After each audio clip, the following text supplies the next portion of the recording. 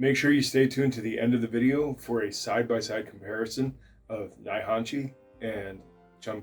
Jesse Enkamp recently came out with a video where he brought in Kevin Lee. It actually looks like he was down at Francis Fong's school with Kevin. And let's get this off the table, right?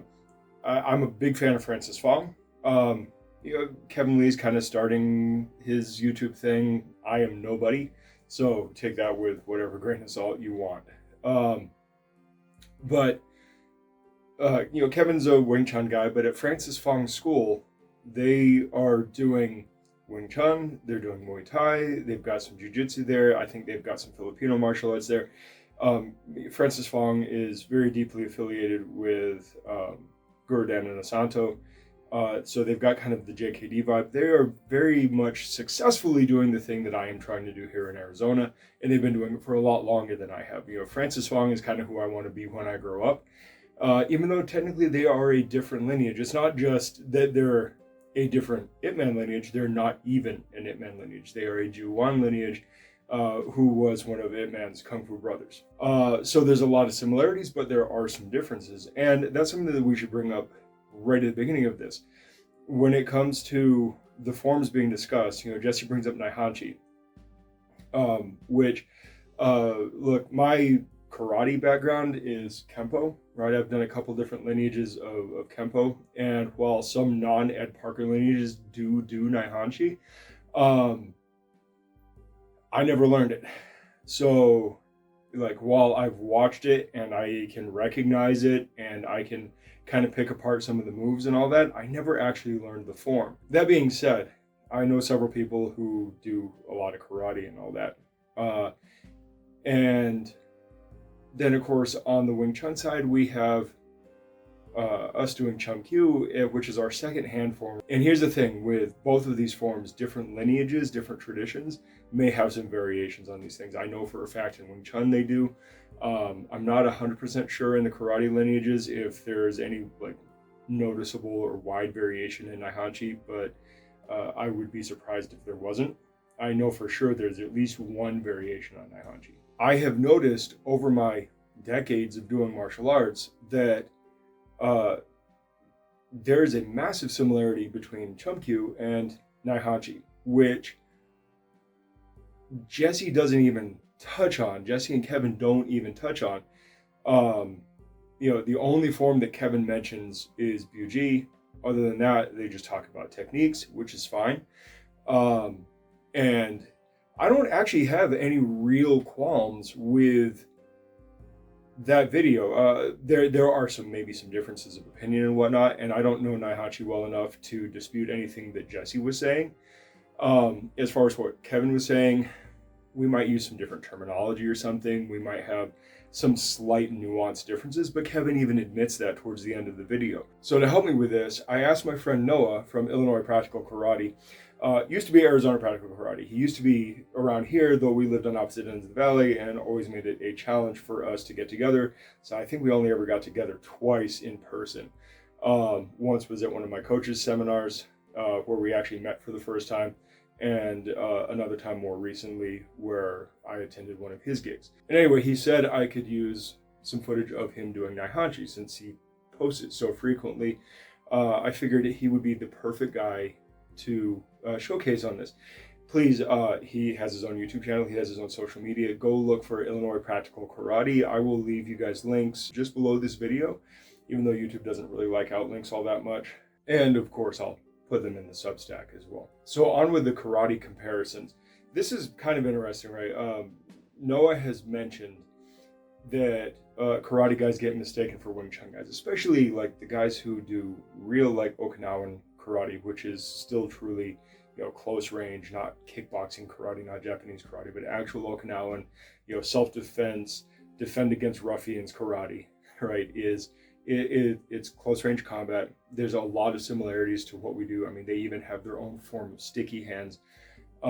And depending on the lineage, there are certain forms, some do, others don't, and some that are a little more common spread throughout.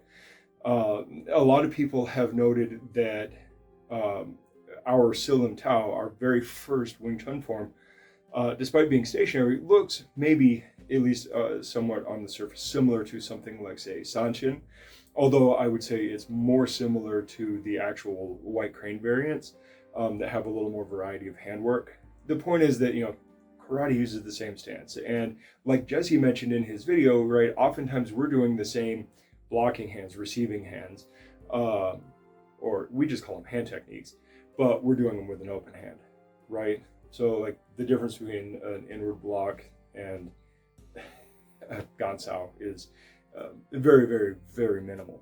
Open hand versus closed hand, you're essentially getting to the same place, doing the same things. Kevin's explanation of not closing the fist and being more relaxed, that's one of the options. The other option is, of course, open hands just make you more ready for grabbing and using the hands as opposed to a closed fist, making you a little bit more striking oriented, whereas in a close range system, you need to be able to grab equally as strike. So open hands can be, in my opinion, a little bit more versatile. Now, the crux of the argument here and what I'm making, and really this is not so much a response to Jesse as it is more an expansion on what he was attempting. The thing is, like, I've actually been wanting to do this for a while and I just never got around to it. So here I am getting around to it. Despite those early comparisons of like technique similarities, sticky hands, the presence of sticky hands practice, range similarities, footwork similarities, all of that kind of stuff. What we're then looking at is an actual pretty serious similarity between our second form, Chumkyu, and Naihanchi. Now, to my knowledge, these forms are not directly related. However, if there is any truth to the supposition that Wing Chun has white crane at its roots, that to my knowledge still has no documentary evidence proving it. However, it's reasonably plausible considering that the whole Red Boat story is extremely plausible, and because they were traveling the Pearl River Delta and you had the mass migration from Fujian into Guangdong province, look, you've got a lot of room for those arts coming in, even if it's not specifically a certain white crane lineage, if it's just kind of the general palette of Fujianese martial arts coming in, you're going to get some similarities. So what I'm going to do now is I'm going to put some video clips up here on the whiteboard for you. So let's talk about some of the interesting things. One of the first and most obvious things is the fact that these forms move laterally. That lateral motion is pretty important. Why lateral motion? Well, when you're fighting in close, you're going to be spending a lot of time, in a sense, kind of moving around each other, right? And having a form that's just purely circling would be kind of awkward and all that. And sometimes you actually are moving laterally to create a gap or to gain an advantage or something like that, or in effect to drag your opponent into a new position. And so lateral movement is extremely useful, and honestly, it seems kind of sometimes a little bit overlooked in the in like boxing footwork, kickboxing footwork, MMA footwork, because there's a lot of scenarios where you just don't think about it, right? If you're kickboxing, moving laterally technically is creating more space, and you would only do that if you need to either get away from somebody or if you're trying to gain space for a longer range kick or a longer range punch or something like that. But for the most part, we only see lateral movement as like defensive footwork, but it can be totally offensive footwork when you're in the pocket.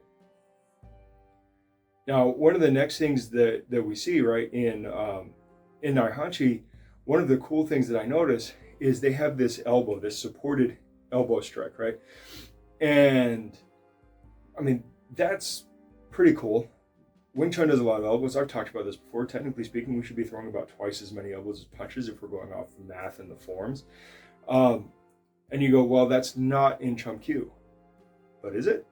Because after we open up with jumps on, different schools do this differently. Some do a high, some do jumps out, some do mansao, some do kind of a sideways view, some do a combination thing. That doesn't matter all that much. We come in with jump, and when we turn, we fold the arms into this paired lansao position that we do just like in Silam Tao. If you ask me, this position from this bridge, which I am on top of the bridge, right? Sinking hand means that I'm on top of something, right? I'm sinking through something on top of something, usually through their structure. Oftentimes it's an elbow, or it could be their neck, or something else, depending on the scenario. But when I'm here, as I turn, I'm folding into this position. And as I'm moving, I'm coming in here.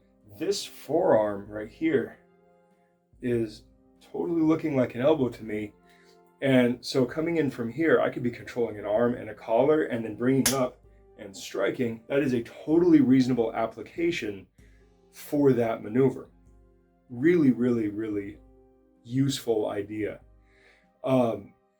Jesse made a big deal about that sweeping kick or stomping kick. Yeah, we do those kind of kicks. Kevin talked about using like a Pakgurk idea. Technically speaking, I wouldn't look at a Pak idea as a strike. I mean, a slap is, I guess, technically a strike. In a sense, a stomp would be like doing a palm strike, right? That's a terminology issue. That's a semantics issue. So fine, use the terminology, Pakgurk, right? Coming across the body, doing a cross body stomp. That's fair enough. You could make a justification for that in something like section 3 of the dummy, where we come off the line and we strike. We tend to do that as a more of a forward kick because we don't cross ourselves all that much. So it just tends to be a low forward, nailing kick. But I could see that, if you were a little bit more turned, a little bit more cross, if you were like shifting to let somebody's punch pass by and then kick, I could totally see that. We don't really see that in this form. We do throw nailing kicks in the form, but they're all lead leg kicks. Nevertheless, we throw a kick in our form. It is different. I wouldn't conflate those. They're not technically the same idea. If you're looking at the actual kick they do in Naihachi, though, the application is quite different than what we would use our lead leg nailing kick for. So there's not really that comparison in this form. We also don't cross our feet like that. Now, I will say this. On our section 5 of the dummy, where we come around, our dummy form is very, very similar to the 8mm footage of Ip Man doing the dummy form. And if you look at that, Ip Man will do a cross step to circle, almost kind of like a Bagua circle stepping kind of idea, to throw in that nailing kick to the body. So you can make an excuse again from another form for that cross stepping. We have the justification for it, but it's not in Chun. We just don't do that in Chun. But now in the video, Jesse talks about this whole like supported back fist thing, right? And again, we don't necessarily have that. However, when we do our form, we do this turn, right? Now, this is not that, right? But when we do this turn, this is Lansao. And Lansao is the closest thing to like a pure block that we have, right? It literally means to bar or prohibit. It's literally just kind of a stopgap, right? You want to make sure that it will create gap, really, right? What you want to do with Lansao is to basically stop somebody from progressing further into your territory, right? And you can use this with a pole to create a stretch. Lansao, of course, is the same position we use for elbows, so there's a little bit of ambiguity in how you use it, right? So it can be a little bit more of a strike. Some people will look at this as a back elbow. Not a big fan of back elbows, but they do happen. They're not completely useless. It's just be careful of that tricep tendon, because, man, giving yourself that funny bone sensation is not a good thing in a fight. When we're throwing bong and lan and we're going back and forth with all this, we don't come in with a back fist. We lop and pull and strike. And yeah, it's not this kind of thing, but you can see a similarity in ideas there, right? I'm creating I'm closing this line and I'm coming through and wrenching that strike. But instead of, I believe, and Noah, correct me if I'm wrong, right? But I believe that they're often looking at this as like kind of like a press and control on a limb and then striking over the top. And we can absolutely do that, but in our case, we're actually pulling on something. Could be a lot of things that we're pulling on, but we're pulling them into that strike. In fact, when Ip Ching would teach this, he would teach us to kind of overturn the punch to follow the line of the pull. So that being the case, right, similar but different. But you can see how you can see some similarity there. And again, we're doing this off on the 90. We're not doing this straightforward like they do in Naihanchi. And on a couple more technique notes, things that kind of Kevin brought up, and some other just noticeable things. Right, this whole position they use in Naihanchi. Yeah, Kevin was kind of onto something. The way that we do Buji, like we literally do a pull and push. So I'm pulling, pushing two-way energy with that. And the way that we do it, we do tend to end up kind of here. This arm's not going to really stay short. So I'm not going to end up in this position. I'm going to end up a little bit more even. We're kind of in this kind of like shove, grab, right? Pull and push. And again, just like Kevin said, this could be on the limbs. This could be on an arm. Ip Ching like to teach it on an arm. That's fine. But doing it like an elbow and a collar or something like that is actually a lot better. Or just like a double collar grab, just fingers inside the collar, and ripping somebody down is pretty useful, right? And then you have control there, and we come back. Now, we don't turn the palm down on this hook, and funny enough, on like normal hooks, I do prefer turning the palm down. But Sigang Kwok wants us to maintain a vertical fist when we're doing the low punch, so that's just what I do. And our hook is a low hook, and again, that's the next form. It's Buji. It's not in Chum Kyu. We don't have that in Chum Kyu. In Chum Kyu, we have an uppercut coming in from Bong Sao and winding into the uppercut. And by the way, that's another lop sao, pulling in and sniping in that uppercut, which something that Kevin mentioned, right? If you're up in here, and he was doing it off of Quan, but right, if you're up in here and you pull that across and not down, you pull it across, you kind of jerk them forward, drop that elbow, and you have that short uppercut right up under the jaw, under the armpit. Beautiful, beautiful move. A lot of people don't see it coming. It's fantastic. But going back to the beginning of their video, Jesse talks about the stance, right? They use that toes turned in stance. Noah just called it Naihanchi Dachi. I've seen some other names for it in karate circles from different lineages. We call it Yichi Kim Young Ma. Some people will just call it their Silam Tao stance, right? There's some different names for it. It's just a stability stance. I've got some videos on it, so you can check those out if you really kind of want to know what's up with that stance. I don't buy into the whole it's built for like being on a boat deck or slippery surfaces.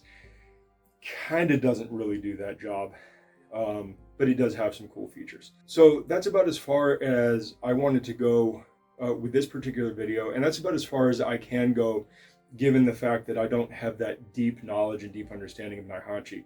So I can't get too into the weeds with it. And look, for the sake of argument, if you guys want to, make a response, specifically Noah, if you want to make a response to this, clip the Chum Kyu performance and do your own side-by-side, please feel free, because I don't know Naihanchi the way that I know Chum Kyu. And it would be nice to see your take on how you think that they're similar.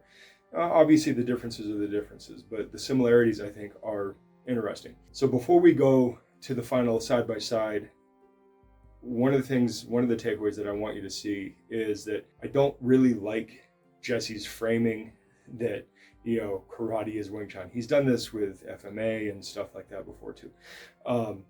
As far as we know, Wing Chun and karate basically have nothing to do with each other, despite some very, very striking similarities and features. There may be some kind of historical link between the Fujian province martial arts and Wing Chun, just as we know that there are links between that and karate. But you're talking several generations removed. And that's why you're going to see so many different features, because you're talking about completely different evolutionary paths, very divergent evolution. They had just different kind of social contexts in how things were being done.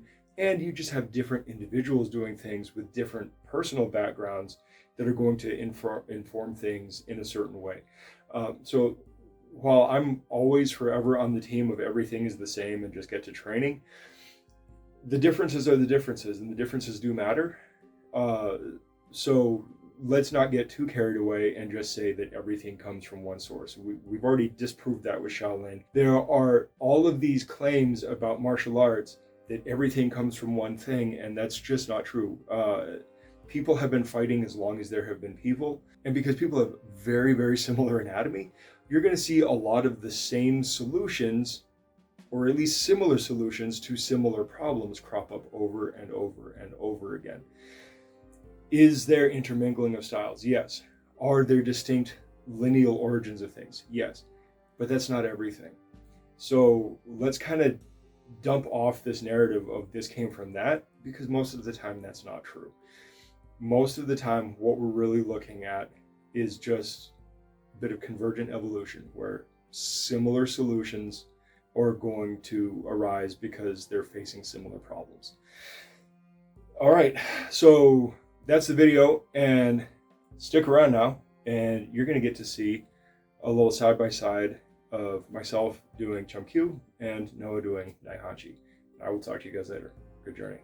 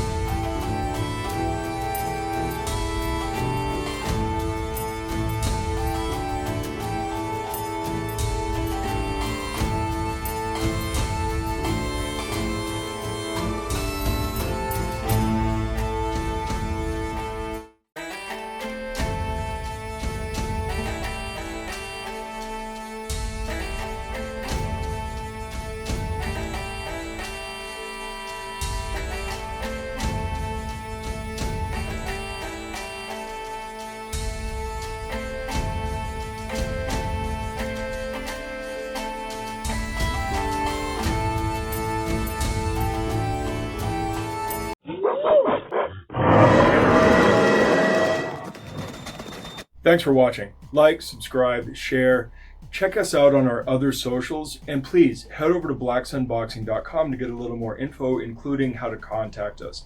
Furthermore, if you are in the Phoenix area, please feel free to stop in, say hi, join in for a class, whatever. Also, if you ever see us cite sources or just for additional content, please check out our Substack. That is where we put all of the sources we use in our videos and is a major part of this. Plus, it serves as a membership platform for long distance learning and for people who would like to support us but aren't local. We would greatly appreciate it if you signed up. Even just the free membership helps us out a lot. All right, I will see you guys in the next video. Good journey.